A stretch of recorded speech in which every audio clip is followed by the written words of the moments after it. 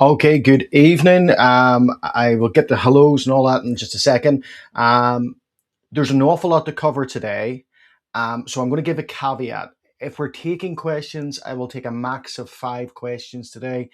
I'm slightly under the weather, have been since last week, and I'm sort of trying to get over that. So I want to get through this, so I don't know how much time will be apportioned to questions, but we will try and do what we can. Thank you again, Rhonda, for the super sticker. Let's say hello to some people. We have got Trink 888 here. We have got Coco Bear. Wee Joe is here. Nana Cat is here. Asset Ministries. Gaz B. It would be easier. Where are my glasses? Aha! It would be easier for me not to squint here. Let me see. Discerning 007, Sir Pierce the Veil. We've got Arrow Whisperer here. Let me see. Laura Bond is here. Jared is here. Guys, keep saying hello and where you're coming in from. We've got Mary Spencer as well. And I'll keep an eye on the chat as we go along. Yes, I found my glasses.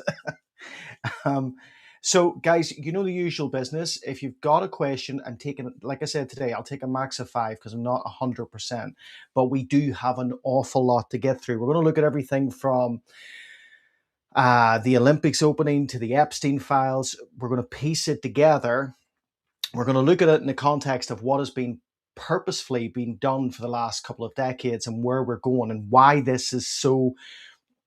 Listen, the devil's not hiding anymore. There's no ambiguity about what is happening or what is being done, and therefore I think that we need to be attuned to it. We need to be aware of it, but at the same time, when we start to see these things at play, it means a couple of things for a Christian. It means, one, our blessed hope is nigh, the soon return of our Lord and Savior Jesus Christ. But 2, there is an urgency about us sharing the gospel. And I guess 3, there's no fear in the things that we see because we walk with him who has conquered this earth. We walk with the King of Kings and the Lord of Lords, and we have to be of good cheer because he has overcome all of this. So therefore, we're not affected by the realm of darkness, but we are aware of the realm of darkness. Just let me know the sound's okay and all of that as well, guys, and we will get to some of our stories. So I think it might be worth sort of looking at, I guess, part of the opening ceremony of the Olympics to start. So I'm going to show you the angelic element here. This isn't very long, but just I'll talk through it.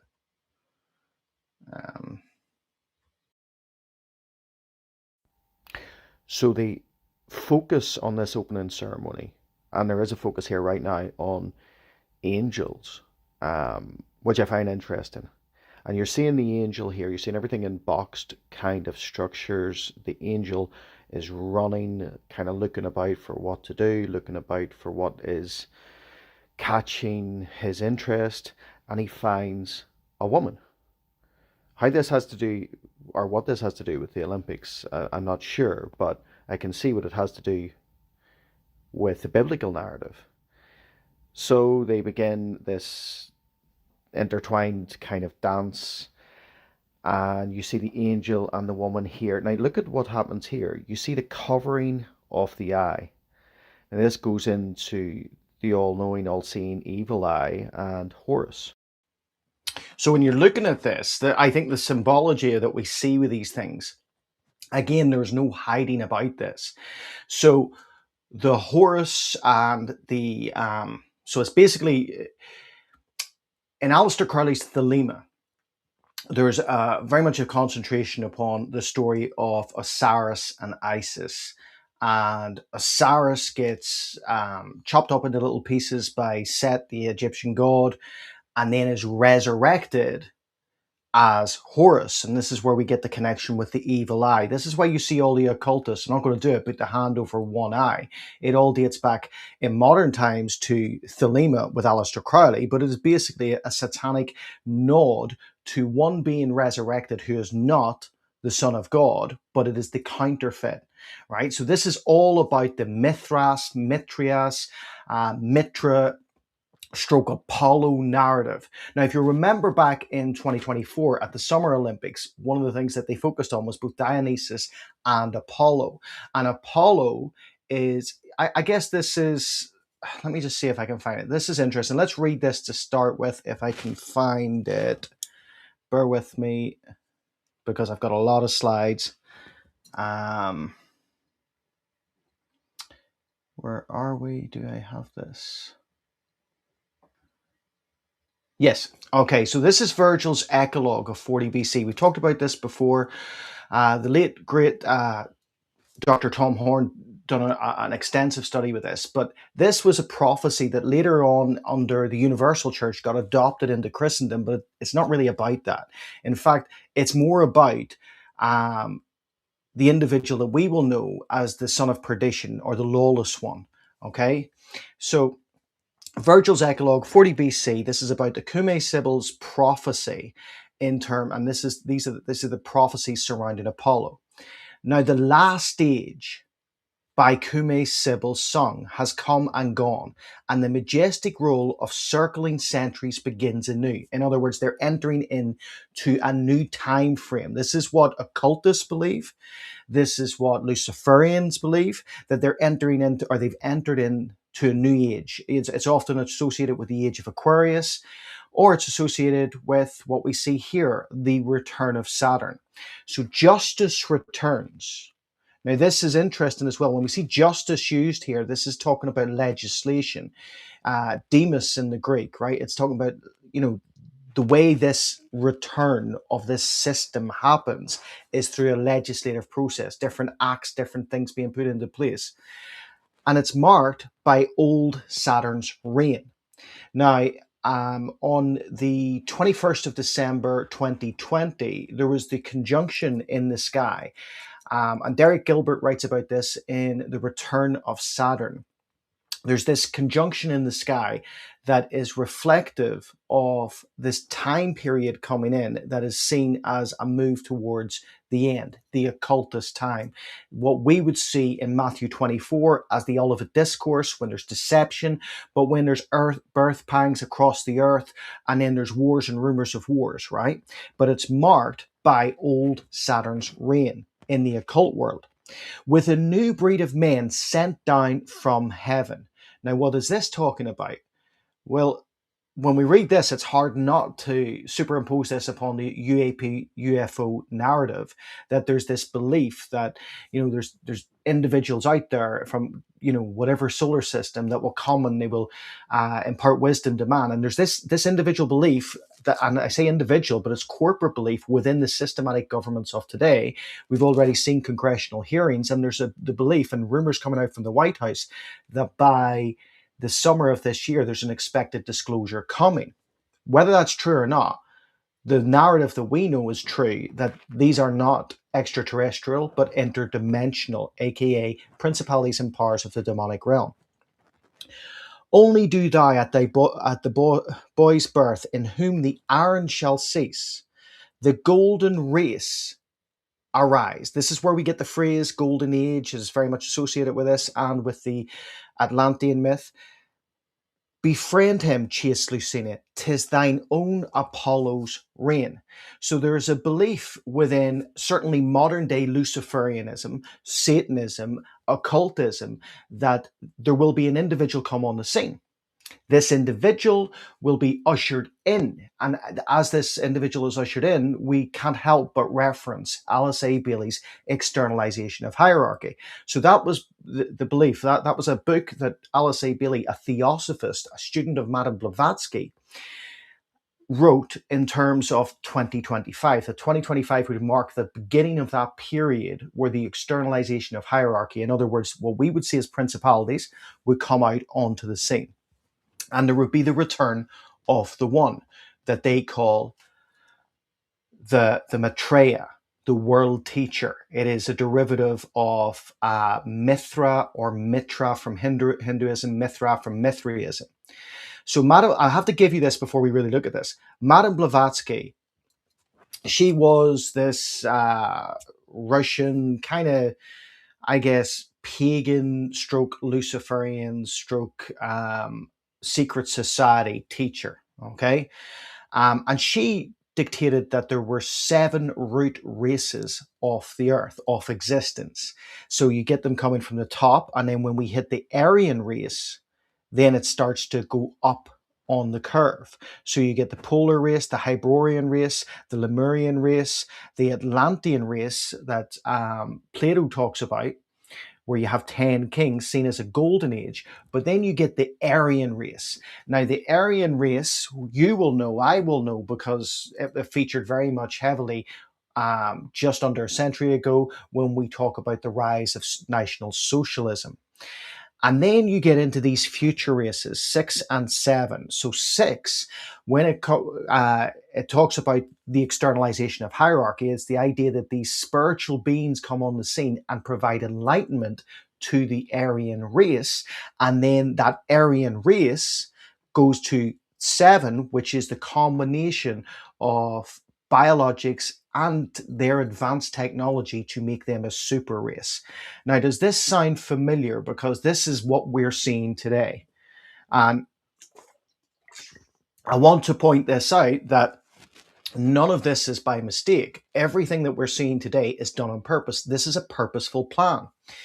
If you look at Madame Blavatsky and Alice A. Bailey, we know that when we hit 1939 to 1945, the war aspect of World War II, there were certain individuals that came to the fore. But actually, during the 1930s, Heinrich Himmler came to the fore. And Heinrich Himmler was a follower of Blavatsky as well. He was a theosophist, but he then became, through other influences, an Aryosophist. So he took the Aryan race model of Blavatsky's 7 root races, that then what they're talking about is purposeful evolution of man would start to go up, and it would be brought in by this world teacher, this Maitreya, aka their Messiah, aka the lawless one, the son of perdition. Now, it's interesting that when we look at the display at the Olympics, that there was this on stage. So on stage, while they're dancing about and these angels are dancing with a woman, so an angel is dancing with a woman, aka Genesis 6, the narrative from the beginning, right? What we have on stage is Mithra. So they put a bust of Mithra on stage. Now, Mithra, again, so you get within the idea of the Maitreya in theosophy is Mithra from Zoroastrianism. And it's also the same entity seen as Mitra from Hinduism. It's a solar deity. And it's the deity that they believe comes on the scene at the end and ushers in this new age. What's the new age goal? Well, it's the combination of root 7 of Madame Blavatsky's races. It is the biologics with technology. It's transhumanism is the end goal of eugenics. And if I'm losing you, I'm sorry, but just let me know. Is the end goal of eugenics, transhumanism, right? That's what happened in Genesis 6, that we know that they corrupted, the fallen angels corrupted the genetics and then continued, according to the book of Yashar, to play about with those genetics to create. And the whole point is to take us away from the B'Etzelem Elohim, the image of God, and create something in their own image. And the culmination of that is prophesied is, according to their standard, is the Maitreya. According to us, it is the son of perdition. It is the lawless one, the Antichrist. And what you get on stage at these Olympics is this massive display where you have an angel and a woman combining in this dance, and then throwing up signals to the evil eye, to Horus, the resurrected one, that they believe is a representation of the one that will come, Maitreya, who is also a representation of Apollo. And funny enough, let me just see if I can find so many slides. Is that the right one? Nope. What they have is, let me see if that's it. Yeah. So it was actually the whole process, the whole opening ceremony was done at the Arco della Peace, which is the Arch of Peace in Milan, and it's about Apollo. It's an area featured in the Celtic region. It would have been Belenus, but that would have been the sun deity Apollo in the Grecian world. So what you're seeing is all of this symbology happening, and it's not by mistake, and it's not by accident. It wasn't by accident in 2024 at the Olympics with Dionysus and Apollo on different symbologies, and a hymn to Apollo, Dionysus at the Lord's Supper. And it's not by mistake that you see this here. Now, everybody, I don't know if I've put all of my slides in. I actually haven't. This isn't the best picture, so apologies. But everybody saw this, the kind of ball that people were saying looked like an upside down pentagram. Now, I'm not going to repeat myself because I showed the proper image on Sunday and I talked about it and what it actually means. And I showed it side by side with the invocation of the Maitreya from Theosophy or Luciferianism, right? So the invocation, there's a belief in Theosophy that they invoke, that they bring about this coming of this world leader. And they invoke, there's an actual invocation in Theosophy that they read, and it's marked by this lotus symbol. Now, it's a specific lotus symbol, and that specific lotus symbol was what was seen in that orb under the ark at the opening of the Olympics. So not only did they have the bust of Mithra on stage, angels dancing about, then they go ahead and they show up the lotus flower that is to do with the invocation.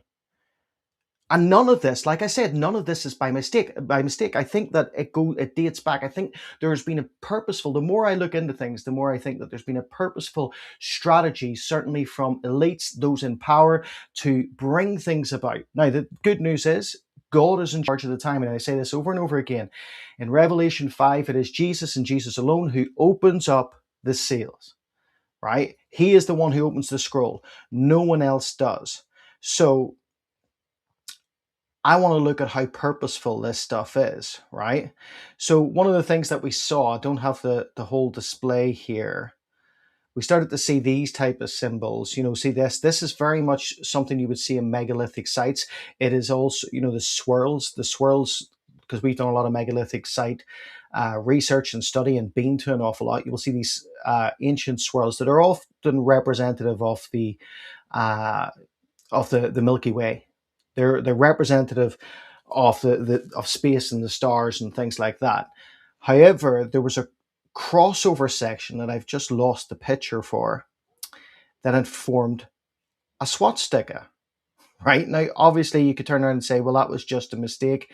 It wasn't supposed to be a swastika." But understand what a swastika is, right? It's from Hinduism.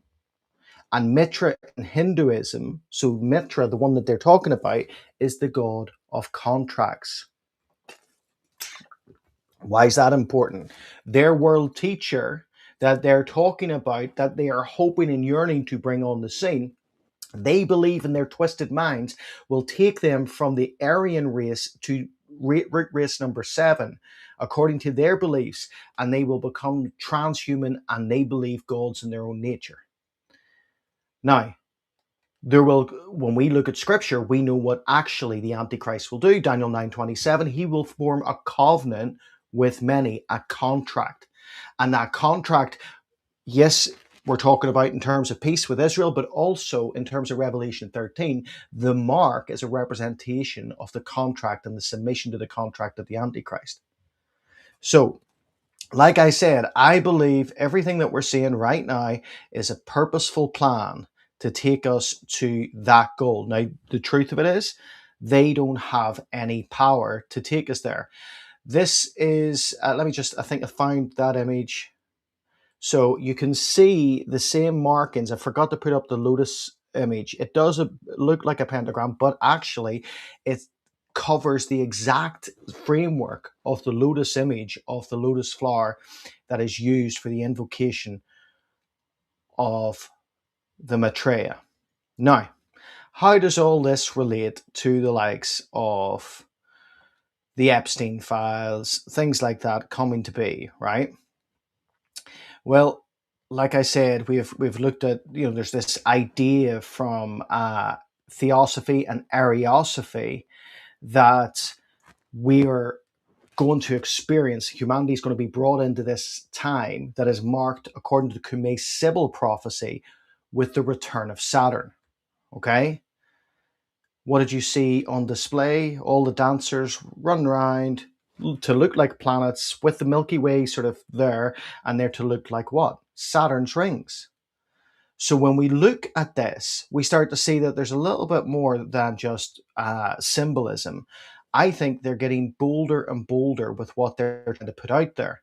And they, like I said, theosophy, Madame Blavatsky was an ancient alien believer. She believed in this idea of an ancient alien, creation story. And their belief is that this Mitra or world teacher would be the one to come on the scene at the end, who would lead us in to that new race, that new area, or new era. It's a load of nonsense. It's their belief. But my goodness, are there so many people behind it? So when we look at this and we look at everything that's coming out from the Epstein files, there's an awful lot of stuff that we can get caught up in, right? We can look at the fact that Saturn, and remember the Cumaean Sibyl marks this time with old Saturn's reign. Saturn, according to Derek Gilbert's book, The Second Coming of Saturn, he identifies that Saturn is the same entity in scripture as Dagon, also the same entity as Milcom, or the same entity as Moloch. Now, we know that this has been a case of worship when it comes to...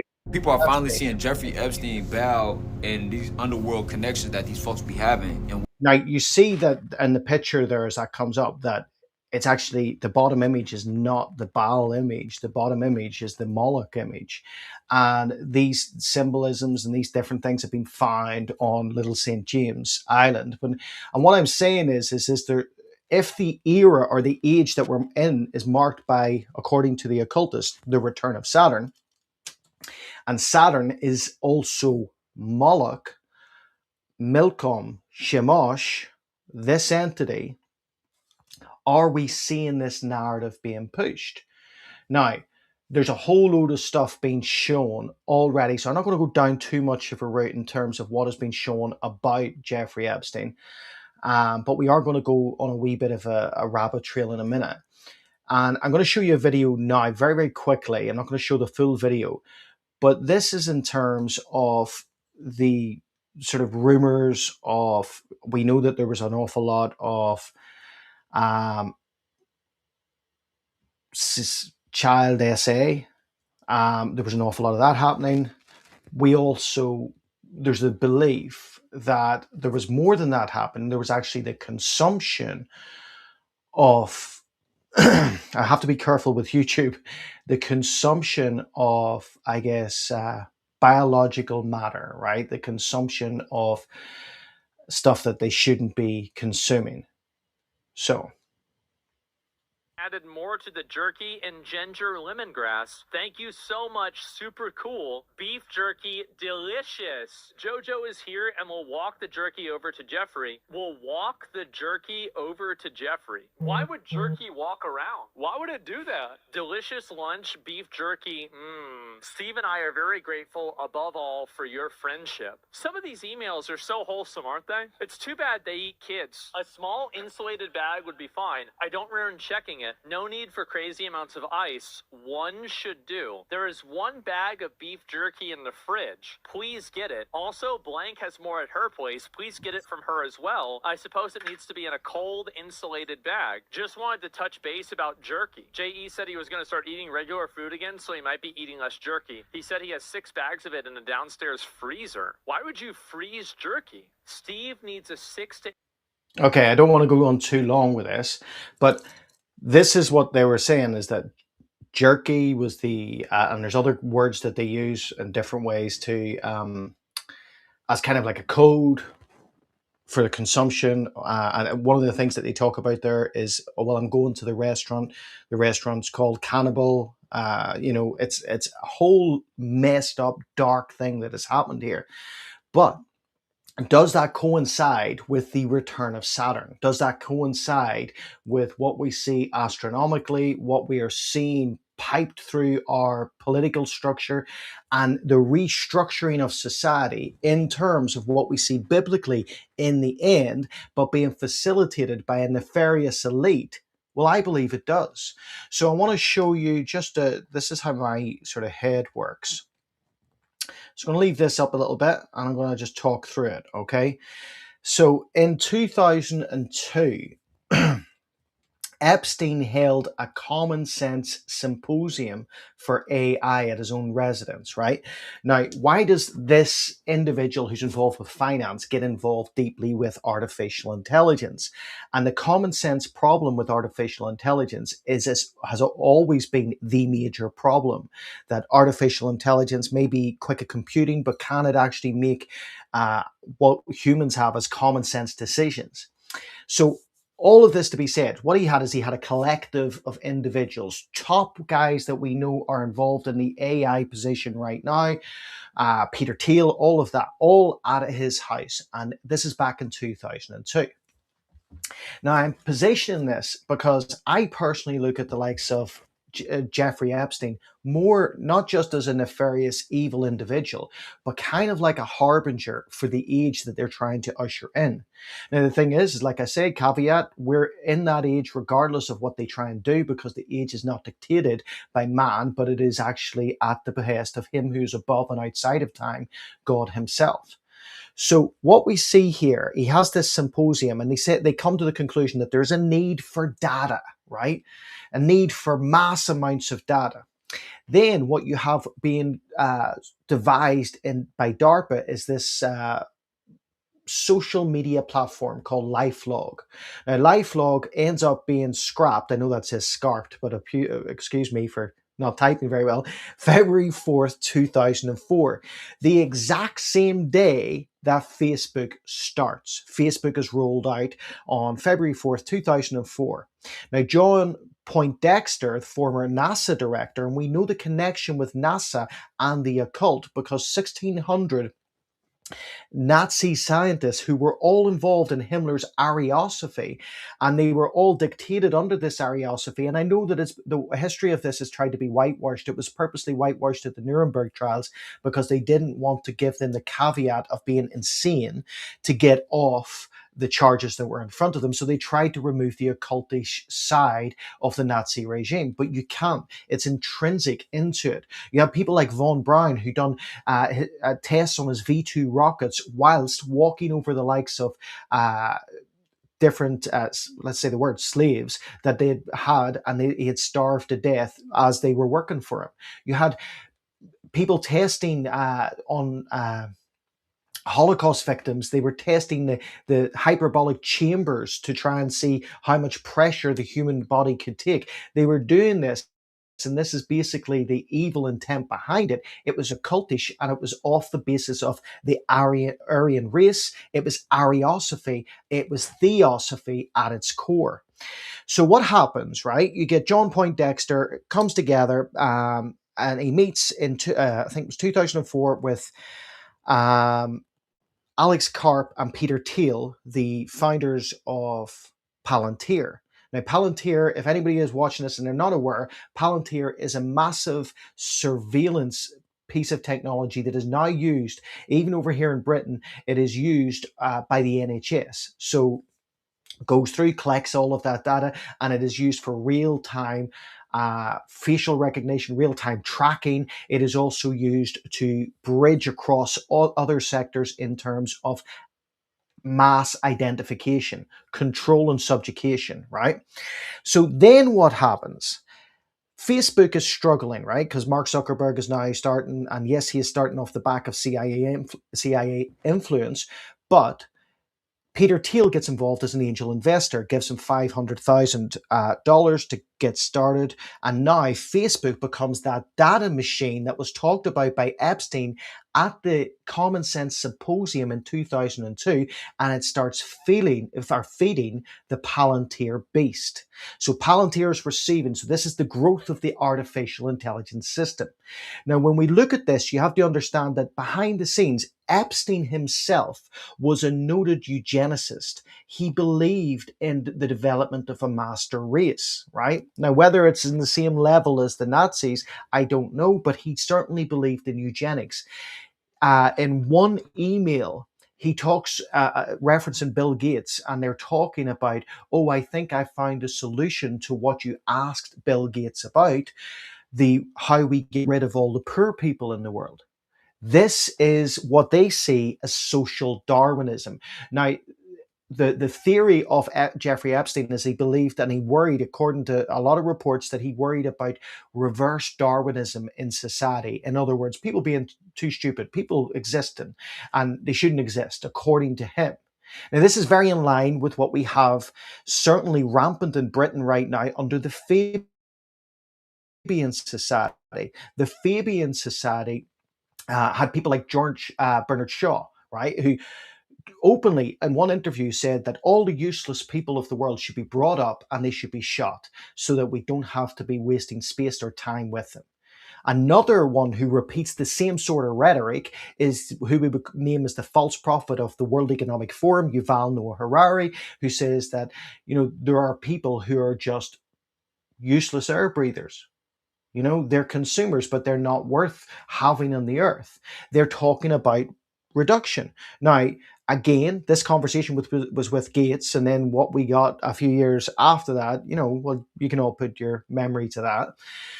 So what we have got here is the absolute focus by the Jeffrey Epstein, mandate upon data and the increase of data. And we don't always associate him with that.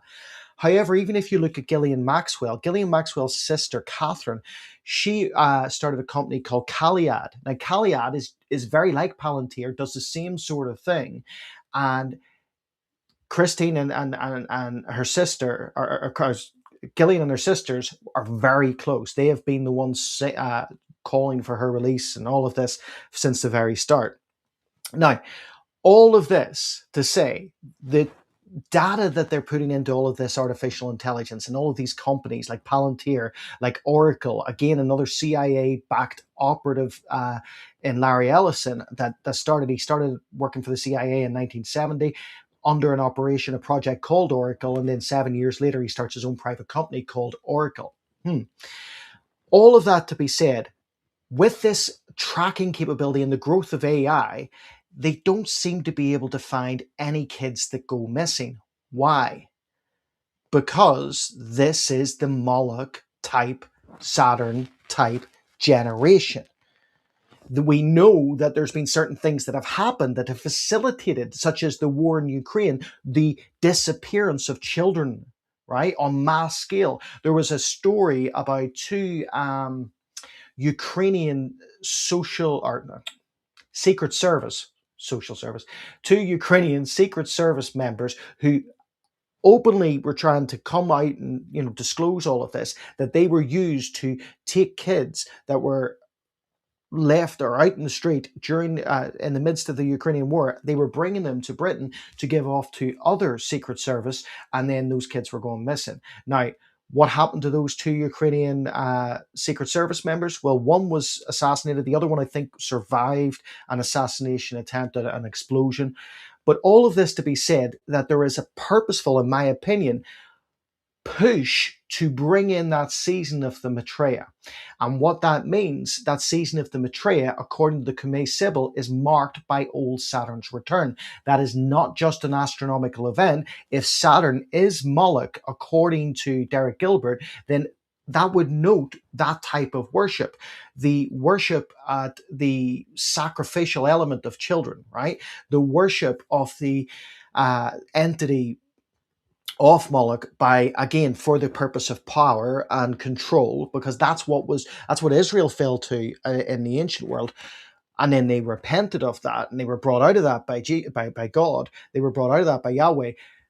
This continually seems to be the case, that there's this unction within the elites to look for power and therefore try and trade off and sell themselves to it. Now, like I said the other week, when I was watching the World Economic Forum, I saw Ken Griffin, the head of Citadel, and he said the world needs a savior, and the hope is that AI is that savior. So what you see is the purposeful planning in 2002 to by a so-called financier to bring all of these individuals together, and then these individuals go out and they start developing artificial intelligence and going past the common sense problem. Now, in 2012, 2013, there was a think tank called Game B. Now, Game B think tank was all about the future of humanity. These big thinkers, some of them philanthropists, some of them technocrats, some of them financiers, all got together, and their belief was that they could think themselves into a better future, so they could solve the world's solutions by thinking of a better alternative route, because their belief was as humanity didn't have long. So what they did is they would think, and then I think it lasted maybe about 18 months, and then there was this break in it. And the reason there was this break was because you had two schools of thought break out. One school of thought that the only way forward for society was to have legislative factors put in place that would stop wars and all of this stuff breaking out and stop the discord that happens. The factors that were proposed were things such as a digital identification process, things such as like central bank digital currencies and digital currencies across the board, the things that we're seeing in place. So that was one aspect of Game B. The other aspect said that, well, it doesn't matter how much legislation we put in if people are free to think how they want to think, because people will always think differently, and that will always cause problems for humanity. So what you've seen, and they disappeared probably after about 18 months of their forming, the whole Game B project fell apart, and then it re-emerged 2020. The same year associated with the astronomical event that is hailed, certainly in the occult world, as the return of Satan, or return of Saturn, and that Saturn moment into the age, right? That is talked about in terms of what we see in this Olympic display, talked about in terms of what we see in Theosophy as marking the return of the world teacher, who is Apollo, Maitreya, Mithra, aka the same entity that is seen as the Antichrist. So what happens, right, is Game B, this model over here that believes that the problem is man's independent thought. What you get now is through the development of AI, and like I said, I see Jeffrey Epstein as kind of a harbinger because he was a facilitator for these individuals. And I believe he was satanically motivated, satanically purposed, and might have been, I don't doubt it, demonically led to a heavy degree. So the problem is humanity's freedom to think. So what did they do? they create this AI infrastructure. And this AI infrastructure, and we'll get more to what's we're talking about in infrastructure at the minute, but this AI infrastructure now creates algorithms. So you go online and you have you come across a video and you think, oh, I don't know if I believe that. But what happens is the algorithm has seen that you've watched it for a short period of time, but thought, we'll send them another video. And what it does is it continually pushes information bias down your throat so that you come up with a narrative in your head, even if it's just being led by the nose in one direction by an algorithm, so that it takes away critical thinking. That is this section of Game B fulfilling what they set out to do. The other section, in terms of legislation, in terms of infrastructure being put in place, well, they're full at it. And this goes across the board. So let me just see, rather than me looking through my slides, let me just see if I've got some stuff here. Actually, where is this? Hold on. Please, please, please let me know I did put it up. I know I did.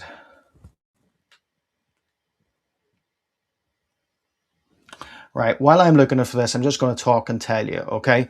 So if you look at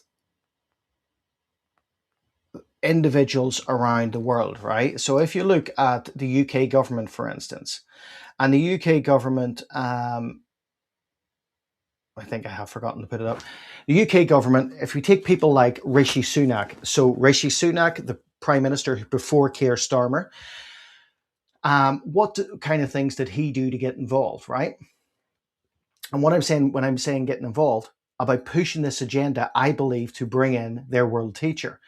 Well, interestingly enough, he paid for 11% of an 11% stake in Moderna. During the pandemic, or just before the pandemic, he bought 11%, which has, I think, now made him a billionaire. And in doing so, he parked it offshore in a company that he co-owned, a company called Theleme. Why is it called Theleme?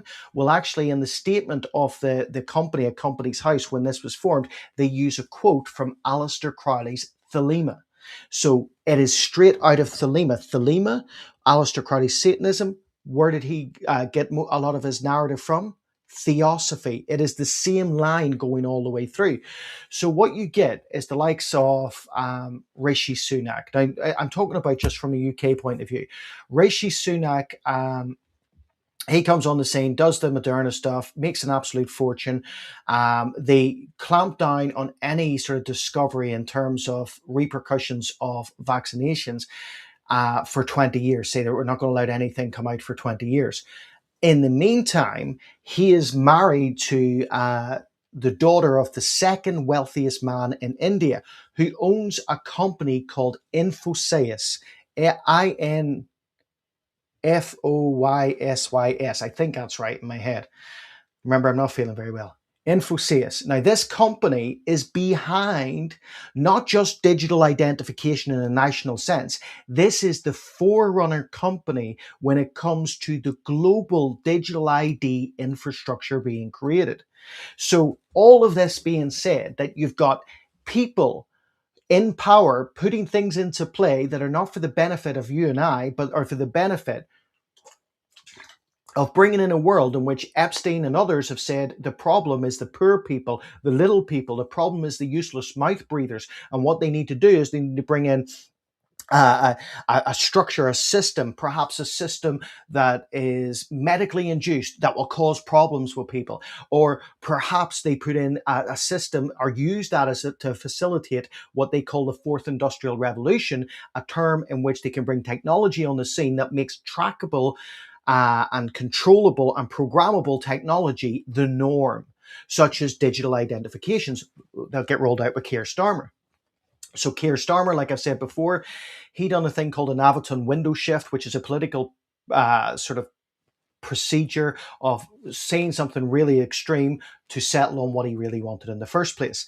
So he claimed that everybody's going to have a brick card.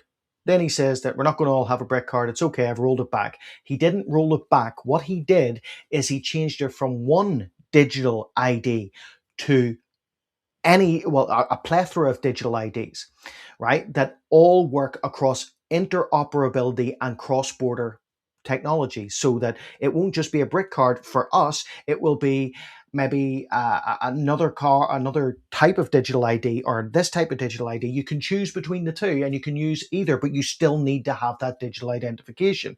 Why? Because his predecessor, even though he was on the other side of the aisle in terms of Parliament, well, his father-in-law happened to start and co-found a company that is running the infrastructure for digital IDs in terms of global infrastructure across the world. Why is this all in play? Because it's the two sides of the game.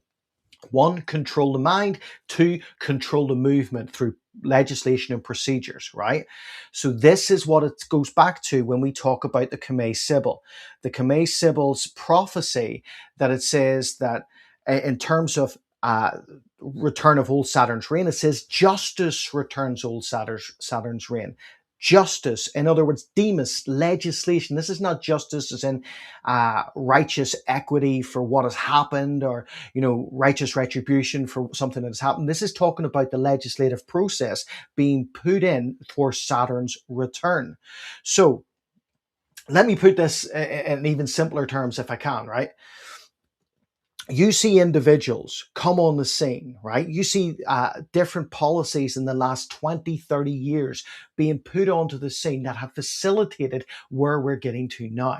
For instance, we know that the growth of Palantir and the growth of Oracle, these two companies that are now being used under the Trump administration, under Stargate, to not just provide an artificial intelligence infrastructure in line with Saturn's return and in line with getting ready for the coming of the Apollo or the Mithra, it is being done and being facilitated by legislation earlier in different administrations, such as the Patriot Act.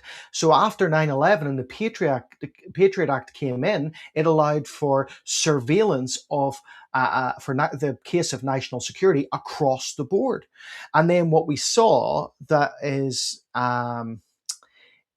the 2023 National Securities Act, on the 1st of July 2025, it was expanded. They expanded the power. So they're taking the likes of the Patriot Act and they're expanding things and they're adding more in. Why? Because the expansion of these laws and regulations allow for a more controllable system in line with what is predicted. And then you go, oh, well, they're not really predicting this stuff. Well, of course they are. Of course they are, because what they're doing is they're giving you the full imagery in things like the Olympics. And then you're seeing behind the scenes with the disclosure of these emails with Epstein. So I've put up some of this stuff here. So this is the Rishi Sunak stuff I just said. He acquires 11% of Moderna under the company called Theleme, after Thelema from Aleister Crowley, which is associated with Theosophy, but it is basically Luciferian. His father-in-law, the second richest man in India, stars of Infosys, which is the development of the global infrastructure. It is part of the MOSIP program, which is the Modern Open Source Identity Platform. Then what you get as well is under the Starmer administration, Starmer has now given a load of powers and legislation control over to Europe. What does that mean? Well, this is one, the moving away from a national identity into a corporate global identity. In terms of Europe, a reconstituted Roman Empire, where Ursula von der Leyen can now have authority and control in terms of our military and our defense structure. What is that? It is the building of the beast system and the facilitating of that beast system, all witnessed under the likes of the display of the Mithraic or Mitra or Maitreya world teacher on stage at the opening of the Winter Olympics, all in line with the theosophical Madame Blavatsky aim of getting us from the Aryan race to the future number 7 race of being a race that has is transhuman, right? Is a mix between human and technology. And all of this, again, marked by the return of Saturn, Saturn's rings. This is all what we see with the Cumae Sibyl, Virgil's Eclogue of 40 BC, to bring in "'tis thine own Apollo's reign," because Apollo is the sun deity in the Grecian world. Mitra is the sun deity in the Hindu religion. Mithra is the sun deity within Zoroastrianism, who is associated with destruction. You think that, like what I'm saying to, trying to, maybe not in a very articulate way, but I think everything that we're seeing right now, more and more when I look back, it dumbfounds me how much we've missed, right? Now, we've looked at CERN for years, and CERN having Shiva. What does Shiva do? Shiva destroys, according to the Hindu tradition, the world by fire. What does Mithra do, or the Maitreya do? Destroys the world by fire. What is the Last Judgment? According to Peter, destruction by fire. It won't be a flood again. And what we're saying here is, when you're seeing this display at the Olympics, and then you're seeing the purposeful revealing of this stuff of Epstein, it doesn't catch me by surprise when I look at Epstein now, when I look at the background and all of the symbolism and all the occultism, and you've seen the interviews that whenever Jesus is mentioned, he kind of recoils. He doesn't like it. He wouldn't even call Jesus Jesus. He would call him the carpenter's son, or the carpenter, or he would, like we saw one, I think I've got it here, mocking email. I don't know if that's it. Hold on. I saw one mocking email of him talking in terms of, I think that's it there, of an individual who was obviously at the obviously being SA'd, right? And said that she felt God's presence next to her when she was in bed. She knows that Jesus watches over and he helps save her life. Whoops. These people have no regard for the authority of the King of Kings and Lord of Lords. Instead, they are working off a different agenda. And that agenda was seen under the display of the theosophical lotus flower that represents the Maitreya, that represents the Mithra figure from Theosophy, or the world teacher. Now, I don't know about you, but I think that if you look at this, I don't even think people have departed, or the world has moved on from the hold that National Socialism had. We're living in the most anti-Semitic age since World War II. We're living in an age in which globalism is being pushed like never before. Larry Fink calls it globalism 2.0, right? That they're pushing this in terms of both the economic structure, but also the world structure. You heard J.D. Vance come out and say, "Yes, we brought in a new world order." They're open about all of this, and as they're open about the time and what is happening, I think that's because they're growing in boldness, because man, they believe, are distracted by algorithms, busy fighting amongst themselves. Because you look at what the algorithms do as well, as the algorithms of AI, again, will bring about informational bias. And as they bring about informational bias, the critical thinking side of humanity dissipates. And therefore, you end up hating your brother and hating your sister because they've been led by a different algorithm down a different path, rather than having critical thinking. This is why they hate the word of God, because the word brings freedom. But this is where they think, oh, well, we've got one side over here, one side over here. Humanity is busy into their own destruction, and they're busy trying to bring about what they perceive is going to be their world teacher. And it's not a clear picture, but this was the email that I was talking about. I've been thinking about that question that you asked Bill Gates: how do we get rid of poor people as a whole? And I have an answer. Comments regarding that for you. When can I call you today to discuss this? Now, these people are spending their time, how do we get rid of all the poor people? And then you could look to people and think, well, not everybody's down that sort of route. But is that what we saw here? In terms of how we get rid of the poor people, is it in terms of the scandemic or plandemic or whatever way you want to see it?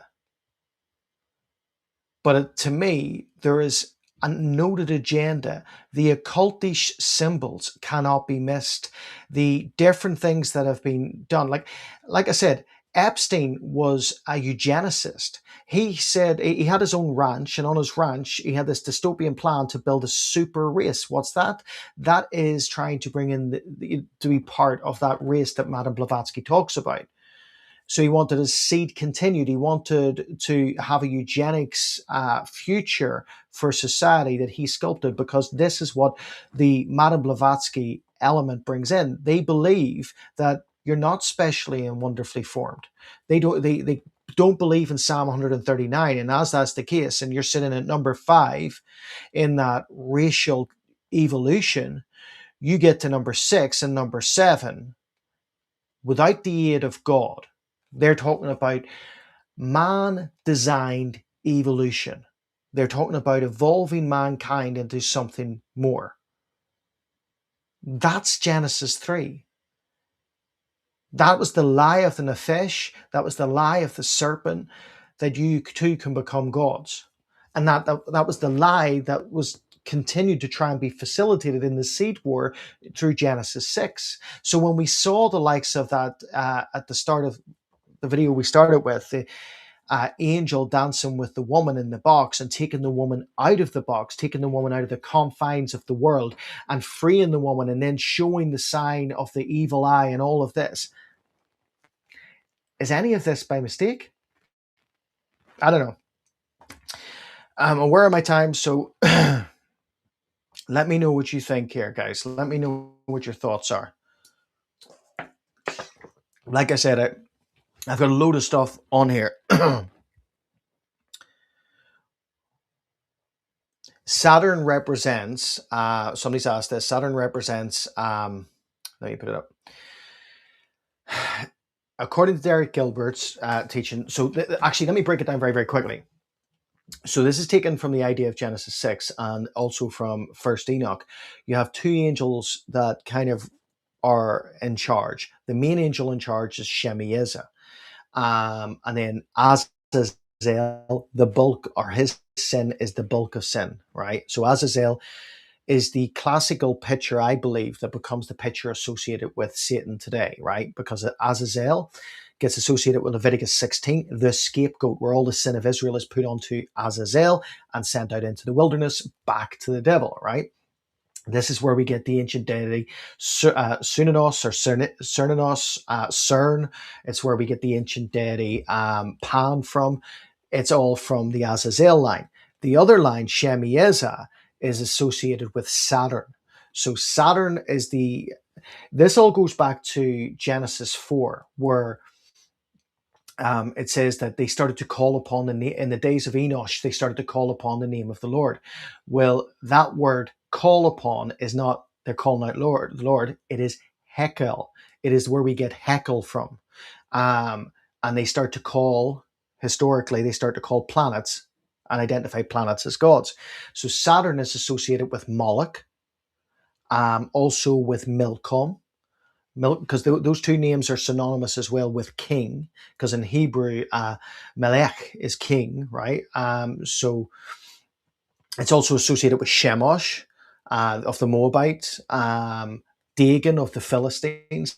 But the Moloch element is very apt for what we're talking about, because Moloch was associated very much with Jeffrey Epstein. And if Epstein acts as a harbinger, and all of his sort of crowd of cronies in the tech industry, in the finance industry, in politics, the Clintons, everybody, they're all operating off the same narrative. And when you dig into that narrative, it is not, just a little bit of a cultish signs thrown up as a bit of fun. No. It is pure Moloch worship and pure Saturn focused as part of that deity.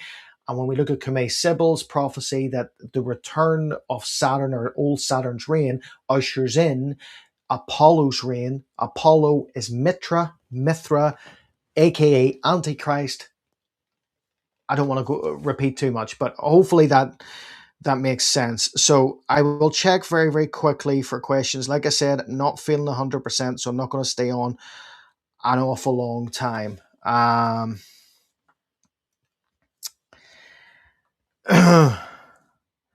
I just watched, Beth Anna said, I just watched what I could of Good Fight Ministries expose of Bad Bunny.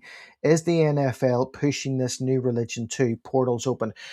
I'm going to be very clear. I have not seen the NFL halftime show. However, I've seen things like that in the past. And I would say that there is, it's no mistake that every kind of major occultic move tries to infiltrate the popular culture. The Knights Templar, who had their main god, or their head god, is Baphomet. By the way, Baphomet in the occult world is the father of Mithra, right? So they would worship Baphomet, and the Knights Templar in, you're going back to what, 1118 AD. Whenever they started to get all of their money and they became super rich, they bought the likes of Malta, right? They became Cyprus, sorry. They bought the likes of Cyprus and they became super rich. They invested their money into the things like paintings, art, theater, and they invested that to kind of continue this story on.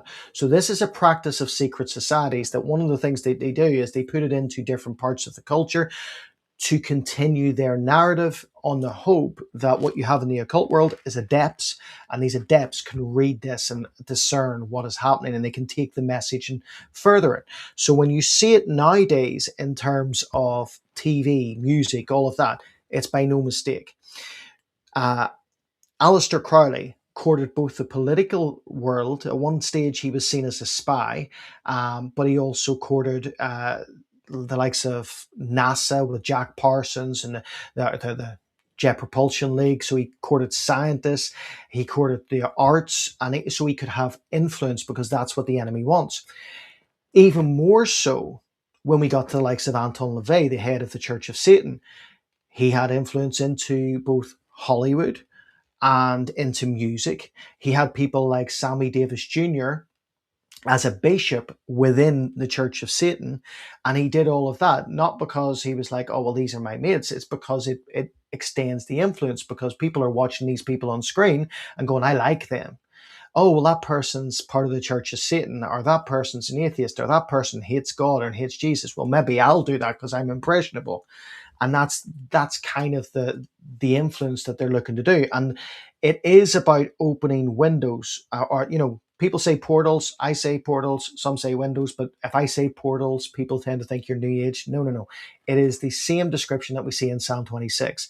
It's windows from heaven, it's portals, and that's what's happening. And what we tend to find, if you take the narrative throughout Scripture, everywhere there seemed to be a sphere of influence of the demonic, right? Whether that's from the Garden of Eden, whenever the Nefesh is there, or whether it's from Genesis 11 and Nimrod and Babel, or whether that's all the way through in terms of the certainly idolatrous forms of statues and worship upon Mount Hermon, all of that. It is all marked with a point of submission or worship or listening to the narrative that is being put out there by the demonic. So I think that is a form of opening portals, because if they can get people to submit to that, worship that, it's terraforming the atmosphere. And the atmosphere needs, listen, if the lawless one is going, which is a description of the Antichrist, is going to appear on the scene, what he needs is a temperature, a climate, an atmosphere terraformed into lawlessness. And we know that that adds up with the Olivet Discourse, where the love of many will grow cold because lawlessness is abounding. Okay. Laura has asked, hi Laura, does Scientology fit into Theosophy with its beliefs in ancient world? Yes, to a degree. It fits more closely with. It's got elements of Thelema there. So Hubbard was close with Jack Parsons. He ended up taking Jack Parsons' wife and as it was his wife. Yeah, he took, or his girlfriend. He took Jack Parsons' girlfriend, and he took his money and left. Right. He was a con man, but he did take an awful lot of the occultish aspects that Jack Parsons, who was a student of Aleister Crowley's Thelema, but Thelema was still an offshoot of Theosophy. And he took all of that, and he took part of that occultish world, and then he went on to form Scientology. People will try and reduce him to just a con man. I think he got involved with too many things that he cannot be just a con man. I think that there's the occultish side behind this, and I do believe that there was belief there with him, because he was involved in the likes of the Babylon working and all of that. And I don't think if you're trying to summon demonic entities that you get away scot-free. So I think that in terms of the crossover, I think that Hubbard took the idea of Blavatsky's ancient alien theory, which they all believed on, same with Crowley as well. This ancient, because if you look at Crowley's influence, one of the entities who came to him, he says, was called Lam, and Lam is the same picture that we get in all X-Files and sci-fi things about, the big head and the wee eyes, the greys that we would see in a sci-fi show and stuff of an alien. This is back in 1907, and that's the image that is presented to him, and that's the image that he gets a lot of this dictated to him. So he believed in ancient aliens. Madame Blavatsky did. And I think they all kind of went that way. Why? Because if they go that way, it is kind of like the atheist argument that, well, we just don't want to worship God. So who created God? Not understand that God is outside of time, space, and matter. So he's not a creation. So therefore they go for the ancient alien, ancient civilization narrative. But again, it's a circular narrative, but it's written into so many different things. It's even, to be honest, one could argue that certainly Hinduism has major aspects of that too, certainly with the avatar aspect of it. Question, what was the monkey statue a representation of on Epstein Island? There was just one. I'm not sure.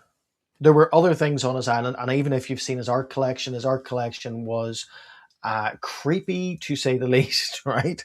But I'm not saying I can't apportion meaning to everything, but if there's a clear meaning, like if there's Moloch or Baal, or there's these elements being clearly put out there, then I can take it, and it's trying to, again, weed through the way, or get through the weeds to get to the roots of this. So Simon has asked, did you know that they found barrels of sulfuric acid at Epstein's house? Plus he had breeding projects too. I knew about his breeding projects, yeah. So that was, he wanted to have 20 women impregnated at the same time, and that was all about the eugenics element. The sulfuric acid, I don't doubt, was to do with things that if I say openly on YouTube, I will get censored, or maybe the video get removed. But it's like what we were hinting at with the beef jerky video, the idea that, them saying jerky in place as code for this consumption that they referenced as from the restaurant Cannibal. It's wicked. It's absolutely wicked, to say the least. But this is something that we see as well through occultism, certainly in the darker spheres of like Satanism, that there is a consumption of that. There is a consumption. With Aleister Crowley, they would have consumed bodily fluids, certainly blood. They would have taken other people's blood and they would have drank the blood. And they were very open about that, and they were very open about what they were doing. They called it sex magic. That sex magic continued with Hubbard in Scientology, but continued in different forms throughout, not just the Luciferian open Church of Satan, but I would say in Epstein Island, that's what it was all about, was sex magic, because they believed that through the elements of sex that they could, and certainly this is SA, right?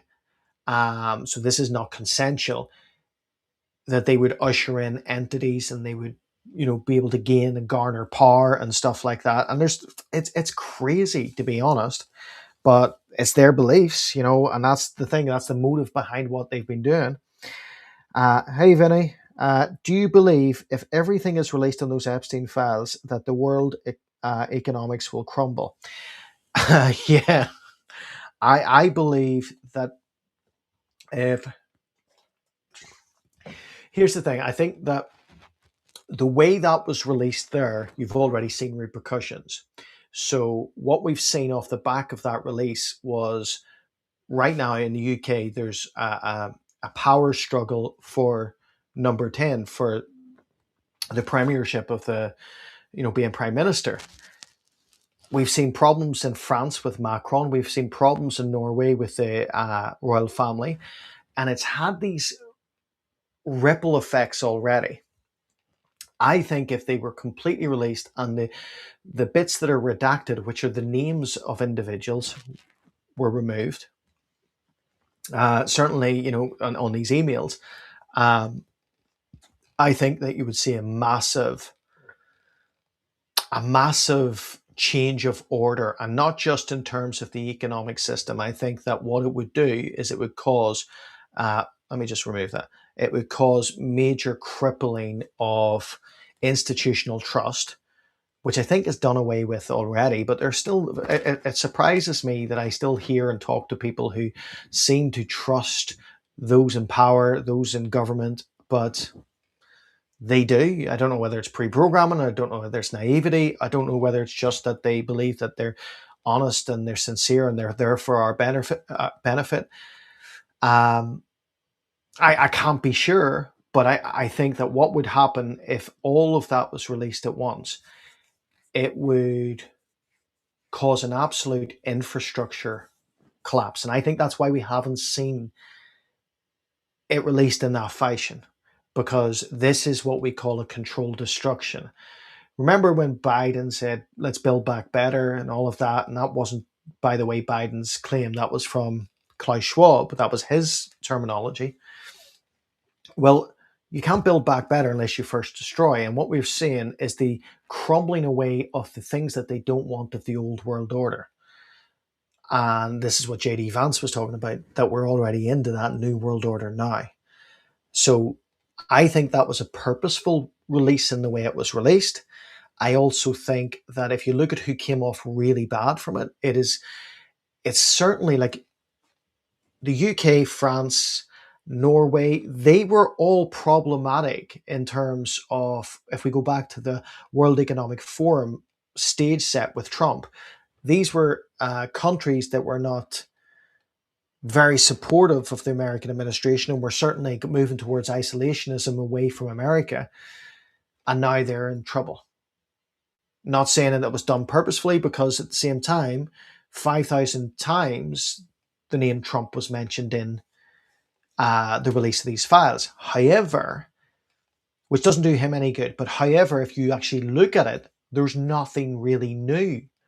What we're getting when we look through those 5,000 is accusations, anonymous accusations, these types of things, and that could be political opponents, that could be paid activists writing in. So I don't know if he made a calculated choice to release it in this fashion, because one of the things that makes me a little bit suspect about it is the form of redacting that was used was quite clumsy. My youngest is 9, and I know he could have redacted those files better than that, right? Because I think they tried to redact, was it JP Morgan?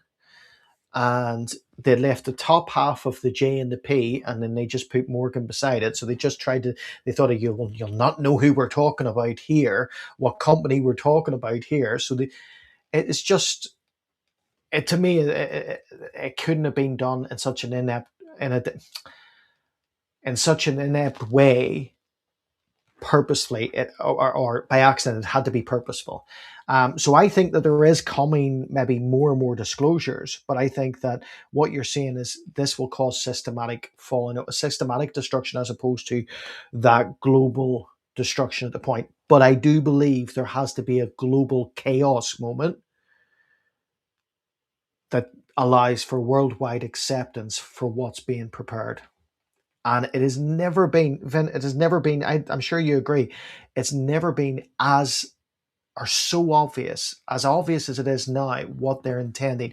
That Olympic display, everything that you read, and it's too much to cram into one show about Epstein and about his connecting tentacles to other individuals and other administrations, governments, things like that. It's too much to take on board in one show. But the truth of this is that there are players in action right now that I believe that are continually trying to push forward for the Maitreya, the world teacher, the Antichrist, to come onto the scene. And I've never thought they're not even trying to hide it, not even trying to hide it at all. So guys, I am going to love you and leave you right now. Just simply, like I said, I'm not feeling 100%. I do have actually another interview to do in about half an hour, and I need to get a cup of tea or a cup of coffee in me. Thank you for those who have joined Substack. We done our sort of first live there. We're going to do a continual Q&A gathering this is for the members, the paid members of Substack. And remember, when you join our Substack community, what you're doing, that £7 a month, is helping support the 40 orphans that we're taking care of now in Kenya. So the more people we get, the easier it is for us to continue to have monthly support. Thank you so much, Susan. I really appreciate that. It's that facilitating every month and just has us, but at the same time, you're getting so much off the back end. So you feel so dumb on Substack. So do I. It took me ages to work out how to go live. But it's actually, when you're on it, if you play about with it, it's quite amazing that, when you can get so many connections, you can get a load of different articles. I've written some articles. I've done some videos, lives. I've done one live at the minute. I'm going to do another one, I think, this week. And then we're going to do Q&A, a big Q&A session on Substack, where it'll not just be me. It'll probably be me and my wife, and we'll take questions and we'll go through it, because she has a lot of background in spiritual warfare. She's an absolute amazing evangelist, so I want to bring her in, and we'll do that together as well. So guys, I call you the head and not the tail, above and not beneath, kings, queens, and priests, in Jesus' mighty name. And remember, you can do all things through Christ who strengthens you. Guys, God bless, and I will see you tomorrow.